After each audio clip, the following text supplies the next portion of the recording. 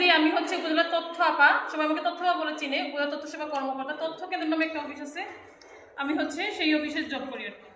তো আজকে আমি প্রথম একটা কথা হচ্ছে যে আমি কারো পক্ষে কোনো দলীয় কাজ নিয়ে আসি নাই এখানে। আমি সরকারের পক্ষ থেকে আসছি, মন্ত্রণালয়ের অনুরোধে আসছি, মন্ত্রণালয়ের নির্দেশে আসছি।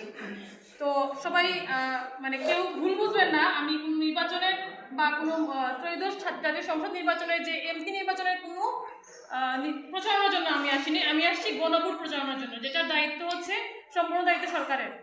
তো আপনাদের কাছে সবার কাছে একটা করে লিফলেট দিয়েছি, লিফলেট দেখছেন আপনারা?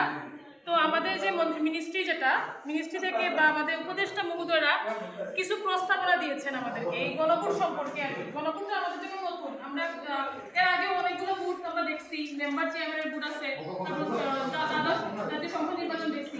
তো এই নির্বাচন আর এই নির্বাচনের সাথে গণভোটটা সম্পূর্ণ নতুন। যেমন এই গণভোটের জন্য কিছু প্রস্তাবনা আছে, এখানে হা ভোট এবং না ভোট, এখানে কারো প্রার্থী নাই, কোনো প্রতীক নাই, না থাকবে একটা। আপনারা যেভাবে হচ্ছে চেয়ারম্যানের যে এমপি নির্বাচনের যে ব্যালটটা দিবেন, এখান থেকে যে আপনাদের শিল দেওয়া হবে, ওই শিলে আপনি যেটা পছন্দ সেটা দিবেন না, সেভাবে হা এবং না ভোটটা আপনারা পছন্দ করে দিবেন।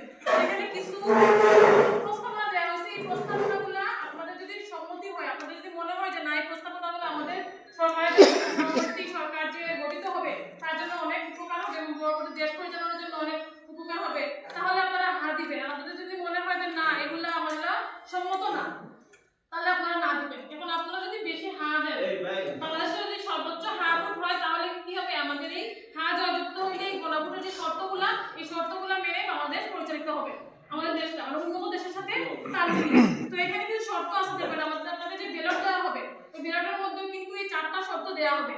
এই 4টা শর্ত আপনারা পড়ে তারপরে আপনারা হা এবং না দিবেন। এখন এইখানে দেখা যায় যে অনেক বৃদ্ধ আছে, অনেক চোখেই দেখেন না বা পড়তে অনেক অসুবিধা হয়, তারা তো বুঝেন না যে এখানে কি আছে, কি পড়বেন। আর ওই যে আপনার যখন তো আপনার আগে তো যখন হচ্ছে আগের যে সরকারগুলো আসছিল, তখন তারা তাদের মধ্যে আলোচনা করেই যে কোনো সিদ্ধান্ত নিত। এই গণভোটের ইয়েটা শুরু করা হয়েছে এই কারণে যে সর্বসম্মতিক্রমে যে কোনো সিদ্ধান্ত সরকার নিতে পারে। ধরেন হচ্ছে তত্ত্বাবধায়ক সরকার, নির্বাচন কমিশন এবং সরকারি কর্ম কমিশন, এটা হচ্ছে সরকারের একটি গুরুত্বপূর্ণ সেক্টর। মনে করেন যে আমাদের ইওনো নির্বাচিত হন, তারপর হচ্ছে এসিডেন্ট হন, এবং সরকারি বিসিএস ক্যাডার যখন হচ্ছে পাশ করে বের হয়, তো তাদের নিয়োগ হয় হচ্ছে পিএসসি থেকে। এটা সরকারের গুরুত্বপূর্ণ সেক্টর। এই সেক্টরগুলো দলীয় এবং বিরোধী দলীয় সরকাররা একত্রে মিলে কাজ করবে। এই যে বিচারমন্ত্রীদেরকে নির্বাচন করতে যে পরিচালনা ক্ষমতাগুলো, এগুলো তো মেইন, তাই না?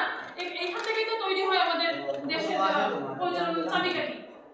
তো এগুলা কি সরকারি দল এবং বিরোধী দল মানে এখন তো হচ্ছে অনেকগুলো আমাদের উপজেলায় 8 জন প্রার্থী না, তো সবাই তো পাস করবে না, পাস তো করবে একজন। তখন কারণ যে পাস করলো সে নিজে থেকে